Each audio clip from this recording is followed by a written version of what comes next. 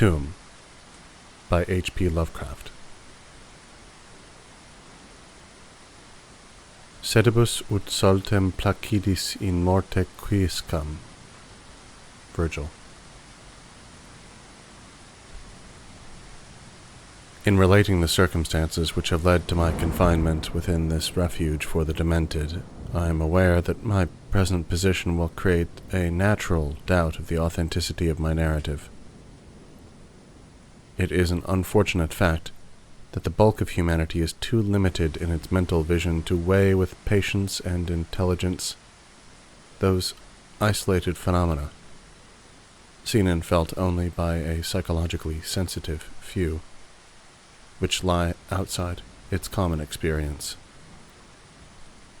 Men of broader intellect know that there is no sharp distinction betwixt the real and the unreal, that all things appear as they do only by virtue of the delicate individual physical and mental media through which we are made conscious of them.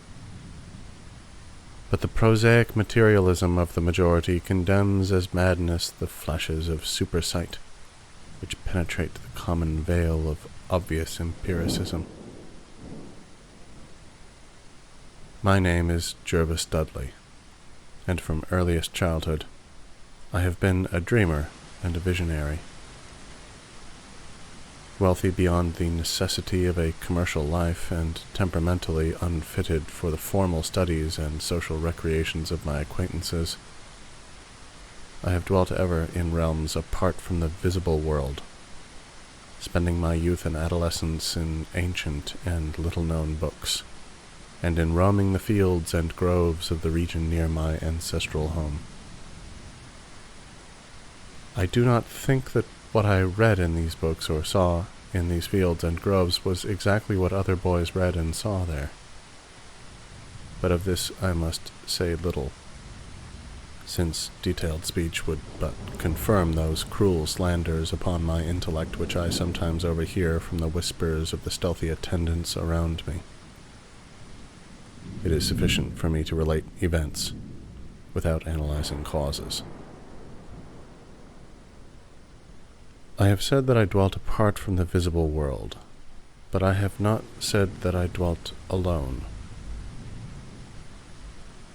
This no human creature may do, for lacking the fellowship of the living, he inevitably draws upon the companionship of things that are not, or are no longer, living. Close to my home there lies a singular wooded hollow, in whose twilight deeps I spent most of my time, reading, thinking, and dreaming. Down its moss-covered slopes my first steps of infancy were taken, and around its grotesquely gnarled oak trees my first fancies of boyhood were woven. Well did I come to know the presiding dryads of those trees, and often have I watched their wild dances in the struggling beams of waning moon. But of these things I must not now speak.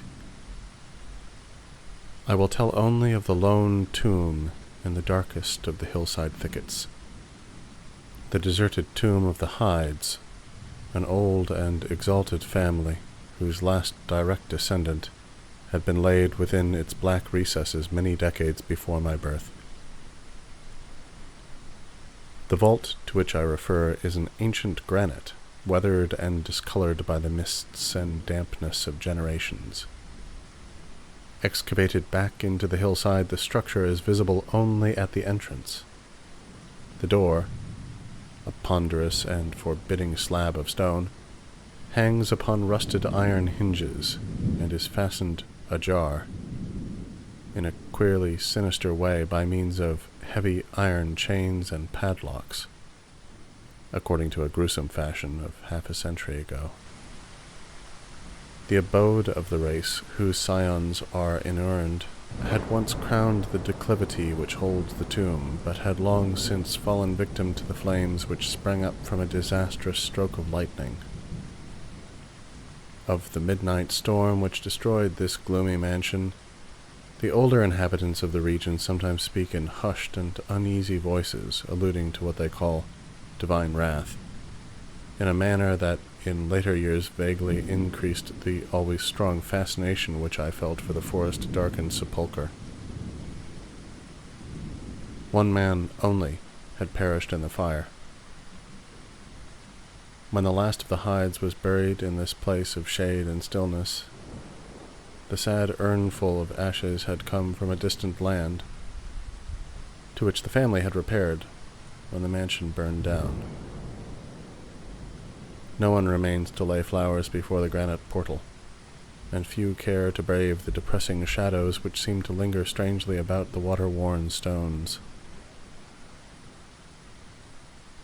I shall never forget the afternoon when first I stumbled upon the half-hidden house of the dead. It was in midsummer, when the alchemy of nature transmutes the sylvan landscape to one vivid and almost homogeneous mass of green, when the senses are well nigh intoxicated with the surging seas of moist verdure and the subtly indefinable odors of the soil and the vegetation.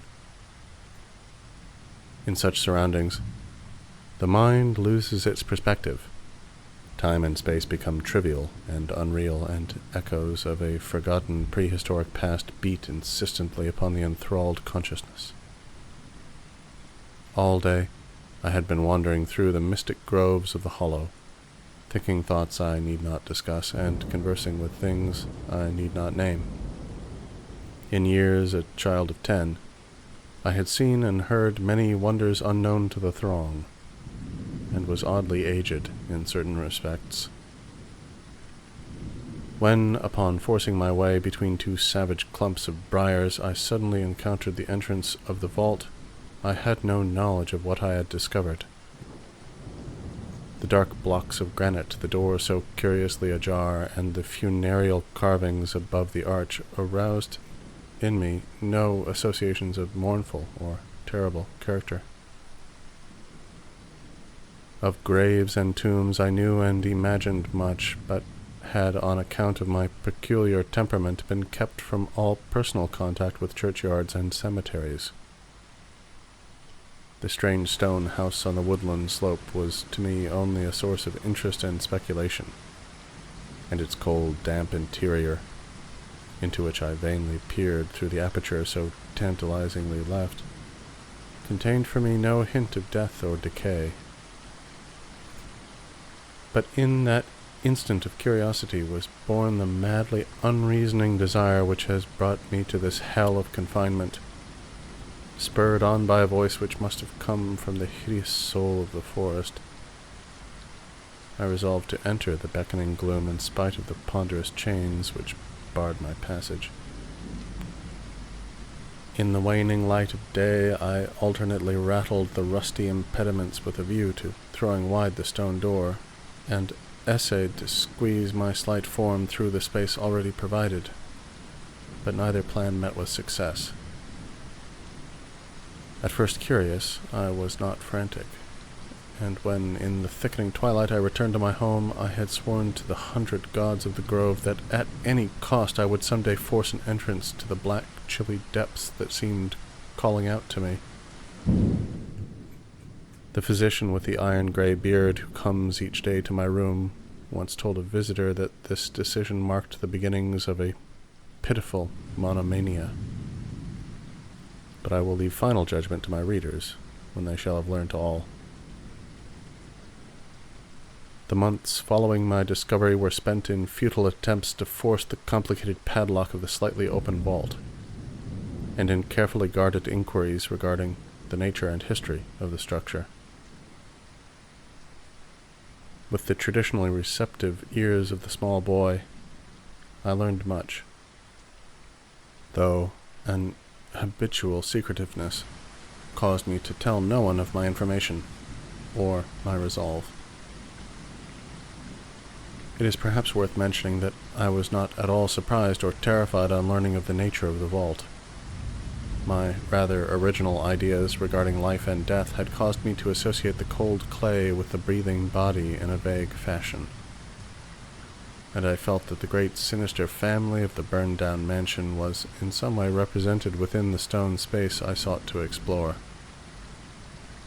mumbled tales of the weird rites and godless revels of bygone years in the ancient hall gave to me a new and potent interest in the tomb, before whose door I would sit for hours at a time each day.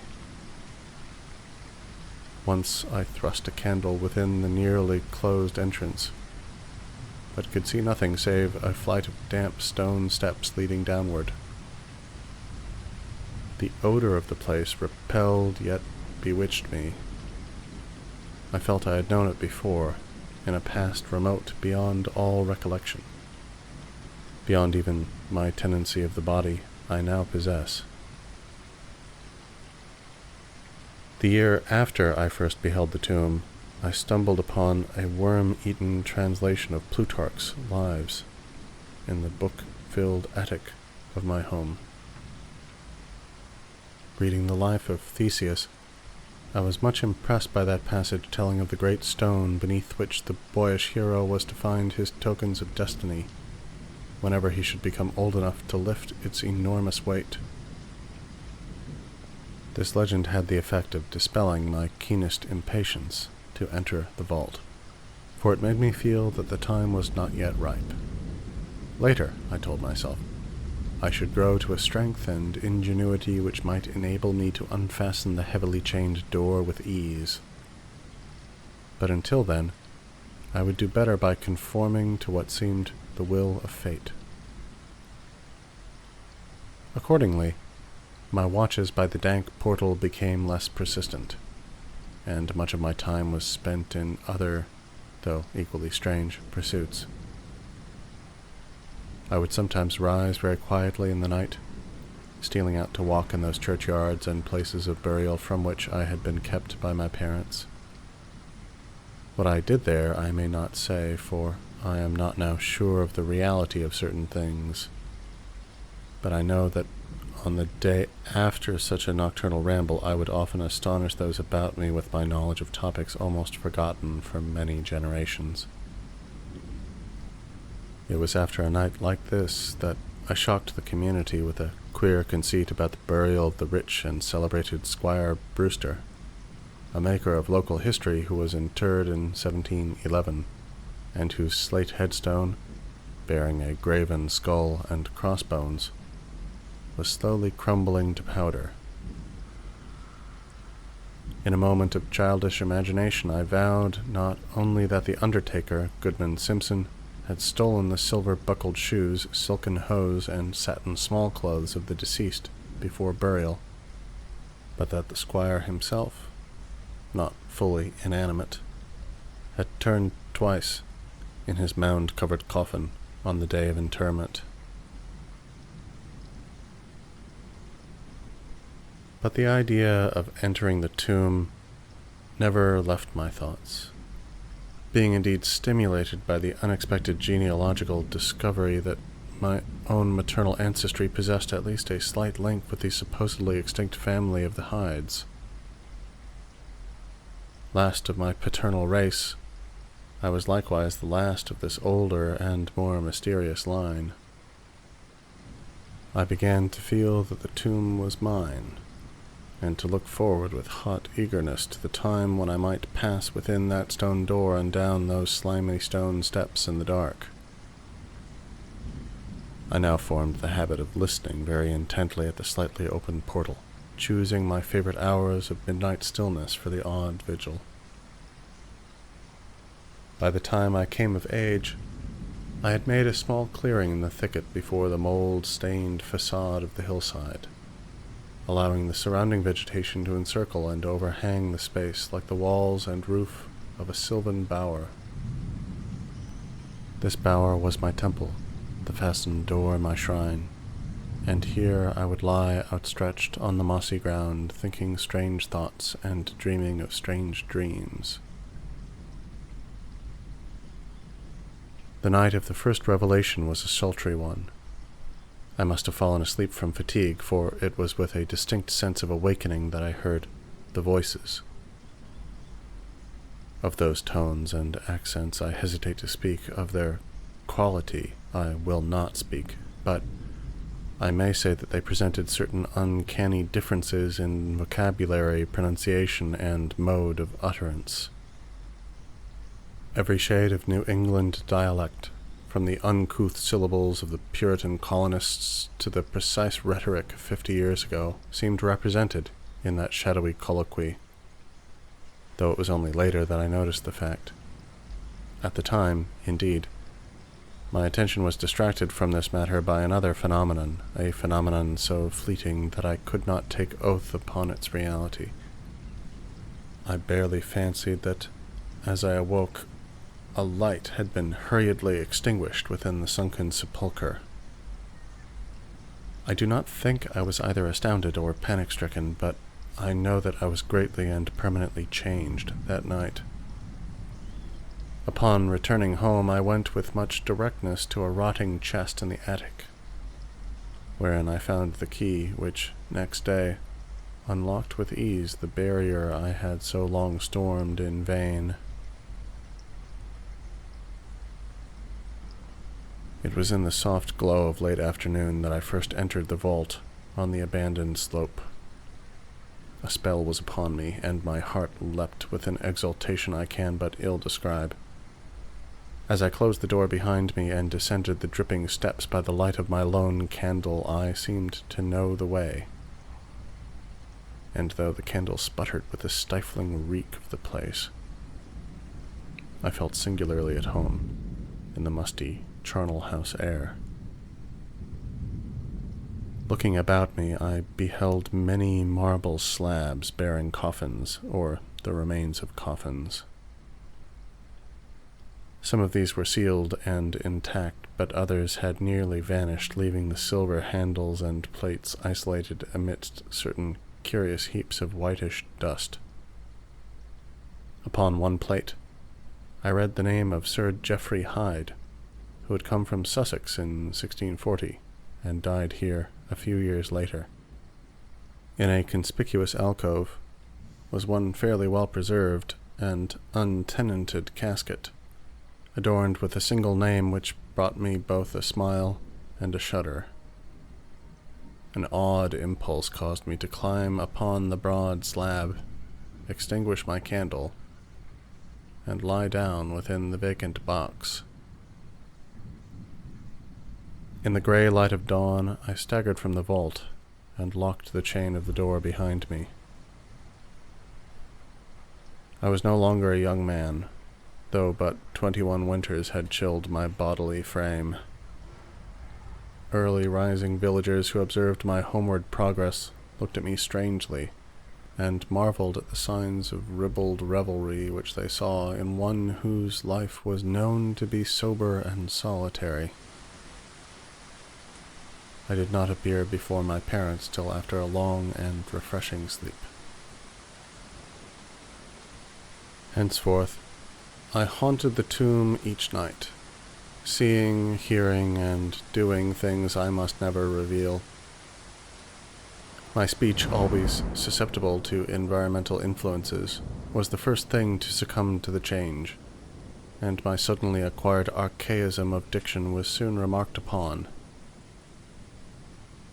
Later, a queer boldness and recklessness came into my demeanor till I unconsciously grew to possess the bearing of a man of the world, despite my lifelong seclusion.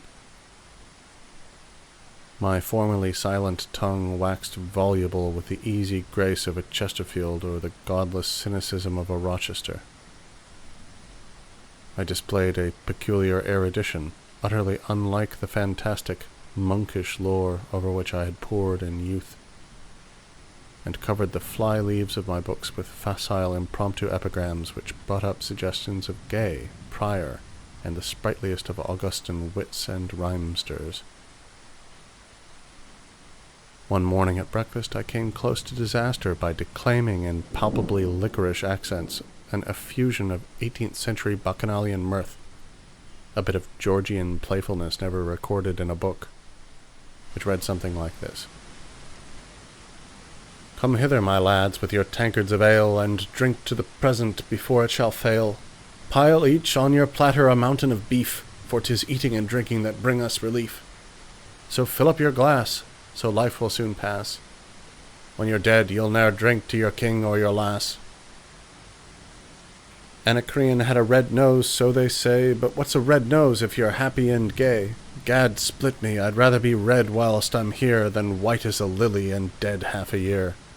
So Betty, my miss, come give me a kiss. In hell there's no innkeeper's daughter like this.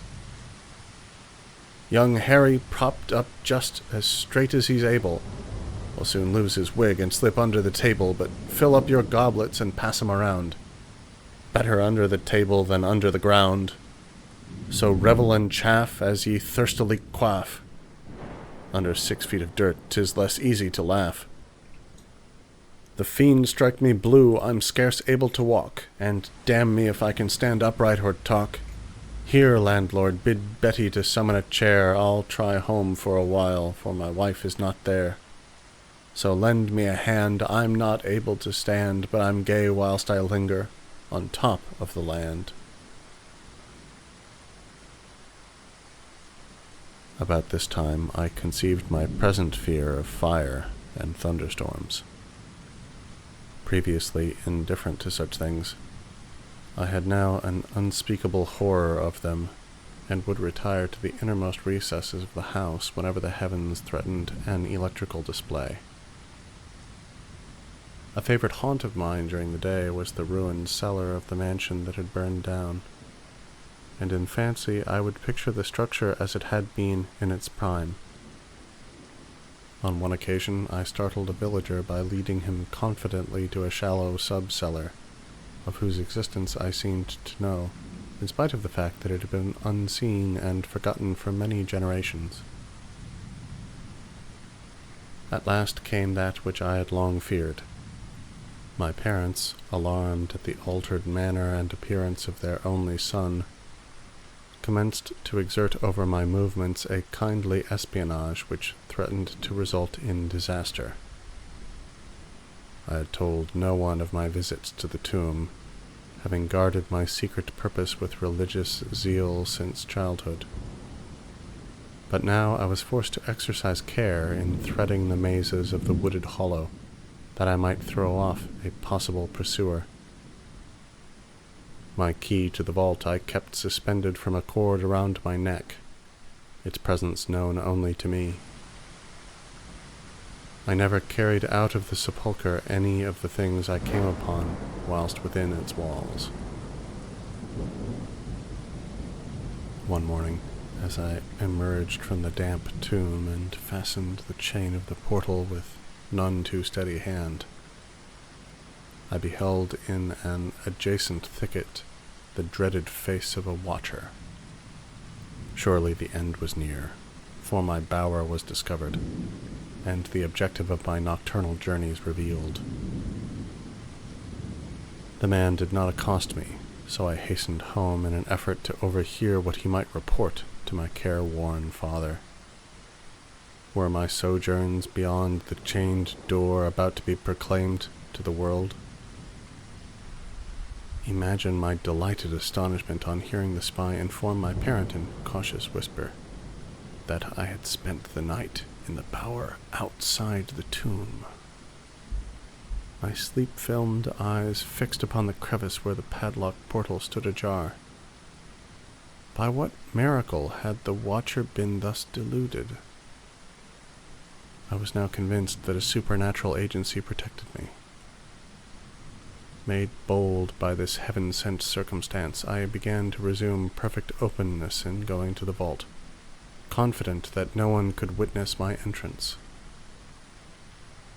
For a week I tasted to the full the joys of that charnel conviviality which I must not describe, when the thing happened, and I was borne away to this accursed abode of sorrow and monotony. I should not have ventured out that night, for the taint of thunder was in the clouds, and hellish phosphorescence rose from the rank swamp at the bottom of the hollow. The call of the dead, too, was different. Instead of the hillside tomb, it was the charred cellar on the crest of the slope whose presiding demon beckoned to me with unseen fingers. As I emerged from an intervening grove upon the plain before the ruin, I beheld in the misty moonlight a thing I had always vaguely expected. The mansion, gone for a century, once more reared its stately height to the raptured vision, every window ablaze with the splendor of many candles. Up the long drive rolled the coaches of the Boston gentry, whilst on foot came a numerous assemblage of powdered exquisites from the neighbouring mansions. With this throng I mingled, though I knew I belonged with the hosts rather than the guests. Inside the hall were music, laughter, and wine on every hand. Several faces I recognized, though I should have known them better had they been shriveled or eaten away by death and decomposition. Amidst a wild and reckless throng, I was the wildest and most abandoned. Gay blasphemy poured in torrents from my lips, and in my shocking sallies I heeded no law of God, man, or nature. Suddenly a peal of thunder, resonant even above the din of the swinish revelry, clave the very roof and laid a hush of fear upon the boisterous company. Red tongues of flame and searing gusts of heat engulfed the house, and the roisterers, struck with terror at the descent of a calamity which seemed to transcend the bounds of unguided nature, fled shrieking into the night. I alone remained, riveted to my seat by a groveling fear which I had never felt before. And then a second horror took possession of my soul. Burnt alive to ashes, my body dispersed by the four winds, I might never lie in the tomb of hides. Was not my coffin prepared for me? Had I not a right to rest till eternity amongst the descendants of Sir Geoffrey Hyde? I would claim my heritage of death, even though my soul go seeking through the ages for another corporeal tenement to represent it on that vacant slab in the alcove of the vault. Jervis Hyde should never share the sad fate of Palinurus. As the phantom of the burning house faded, I found myself screaming and struggling madly in the arms of two men, one of whom was the spy who had followed me to the tomb. Rain was pouring down in torrents, and upon the southern horizon were flashes of the lightning that had so lately passed over our heads. My father, his face lined with sorrow, stood by as I shouted my demands to be laid within the tomb, frequently admonishing my captors to treat me gently as they could. A blackened circle on the floor of the ruined cellar told of a violent stroke from the heavens, and from this spot a group of curious villagers with lanterns were prying a small box of antique workmanship which the thunderbolt had brought to light. Ceasing my futile and now objectless writhing, I watched the spectators as they viewed the treasure trove, and was permitted to share in their discoveries.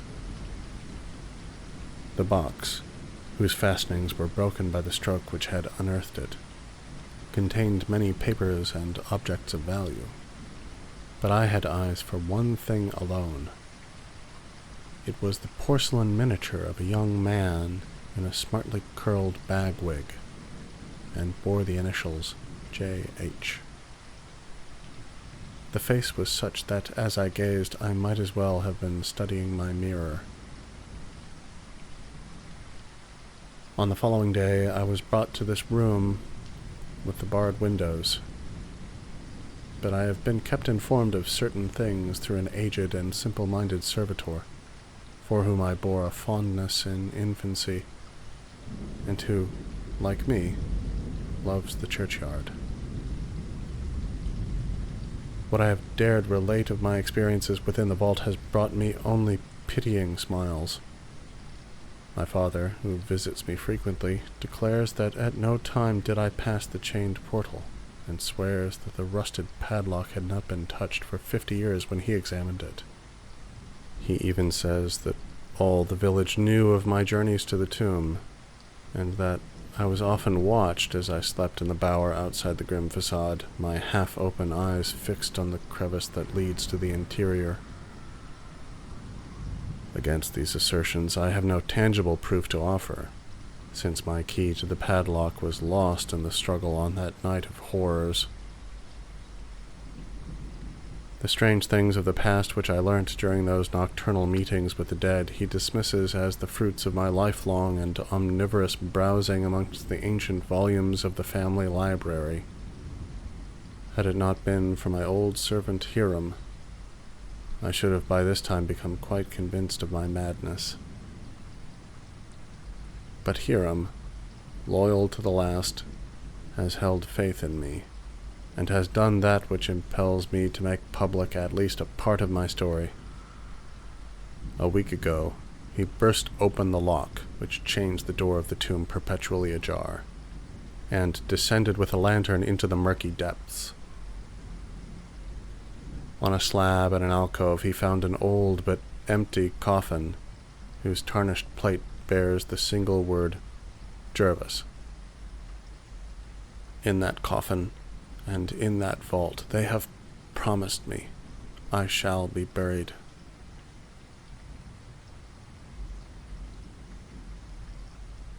End of The Tomb by H.P. Lovecraft.